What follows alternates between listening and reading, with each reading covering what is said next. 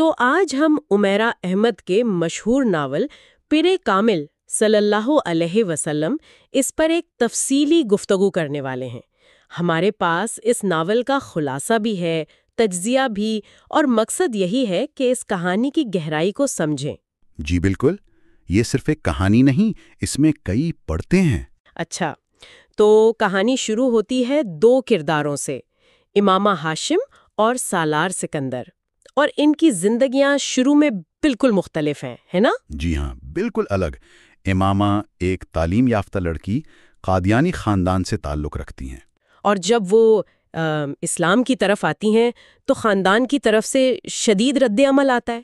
ہاں یہ تو ہوتا ہے، خاندان کا دباؤ بہت زیادہ ہوتا ہے ایسے معاملات میں۔ بالکل، اور تجزیہ بھی یہی کہتا ہے کہ یہ صرف مذہبی اختلاف نہیں، یہ فرد کے ایمان اور سماجی دباؤ کی جنگ ہے۔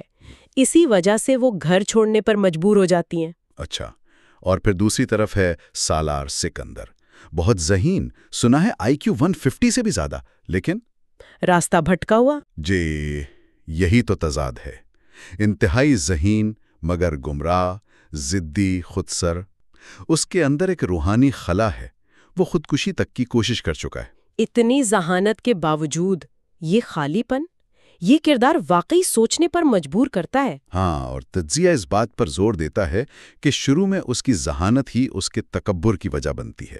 وہ سمجھتا ہے کہ وہ سب جانتا ہے، لیکن اندر سے وہ بالکل خالی ہے۔ پھر حالات کچھ ایسے بنتے ہیں کہ امامہ کو فوراً نکاح کرنا پڑتا ہے اپنی حفاظت کے لیے، جی، اور وہ سالار سے رابطہ کرتی ہے صرف یہ جان کر کہ وہ بھی اسی طبقے سے ہے۔ جی، اور سالار وہ بغیر کسی دلچسپی کے ایک طرح سے لا تعلقی میں یہ نکاح کر لیتا ہے۔ اس وقت اسے اس کی کوئی خاص اہمیت محسوس نہیں ہوتی، بعد میں وہ الگ بھی ہو جاتے ہیں۔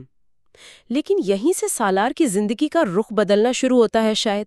بالکل، جب وہ باہر جاتا ہے، پڑھتا ہے، زندگی کے نئے تجربات ہوتے ہیں، آزمائشیں آتی ہیں، تو وہ جو ذہانت پہلے تکبر کا باعث تھی، اب وہ اسے سوالات کی طرف لے جاتی ہے۔ اچھا، تو وہ جواب تلاش کرنے لگتا ہے۔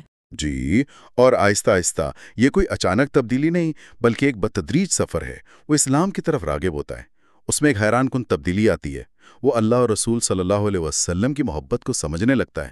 یعنی وہ کھویا ہوا شخص اپنا راستہ پا لیتا ہے۔ جی، ہدایت کا سفر ہے یہ۔ اور اس دوران امامہ، اس کی زندگی کیسی گزرتی ہے؟ امامہ بہت مشکل حالات سے گزرتی ہیں، لیکن وہ اپنے ایمان پر قائم رہتی ہیں۔ تجزیہ ان کے کردار کو صبر اور استقامت کی مثال کے طور پر پیش کرتا ہے۔ وہ کبھی غلط راستہ اختیار نہیں کرتی۔ صحیح، قربانی، صبر، یہ ان کی کہانی کے اہم پہلو ہیں۔ بالکل، وہ اپنے اصولوں پر کوئی سمجھوتا نہیں کرتی۔ اور پھر آخرکار سالار اور امامہ دوبارہ ملتے ہیں؟ جی، سالار اپنی اصل منزل پا چکا ہوتا ہے، ایمان، عاجزی، اللہ کی رضا۔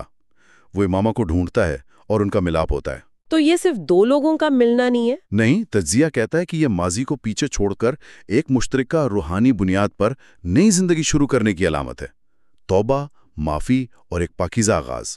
تو اگر ہم مجموعی طور پر دیکھیں، اس ناول کے مرکزی خیالات کیا ہیں؟ ایمان بمقابلہ مادیت پرستی؟ جی، وہ بھی ہے۔ روحانی ہدایت کی اہمیت، محبت اور قربانی کا حقیقی مطلب، اور یہ بھی کہ معاشرتی دباؤ کے سامنے فرد کیسے کھڑا ہو سکتا ہے۔ یعنی انفرادی آزادی اور انتخاب کی طاقت۔ بالکل، خلاصہ یہ ہے کہ یہ ناول ہدایت کی تلاش، ایمان کی مضبوطی اور زندگی کے حقیقی مقصد کو پانے کا سفر ہے۔ سالار کی تبدیلی خاص طور پر جو نیکی اور تقوی کی طرف آتی ہے، یہ مرکزی پیغام ہے۔ یہ ہمیں یہ سوچنے پر بھی مجبور کرتا ہے کہ اصل میں کامل یا مکمل ہونے کا مطلب کیا ہے؟ کیا یہ غلطیوں سے پاک ہونا ہے، یا پھر اپنی غلطیوں سے سیکھ کر اللہ کی طرف لوٹ آنا؟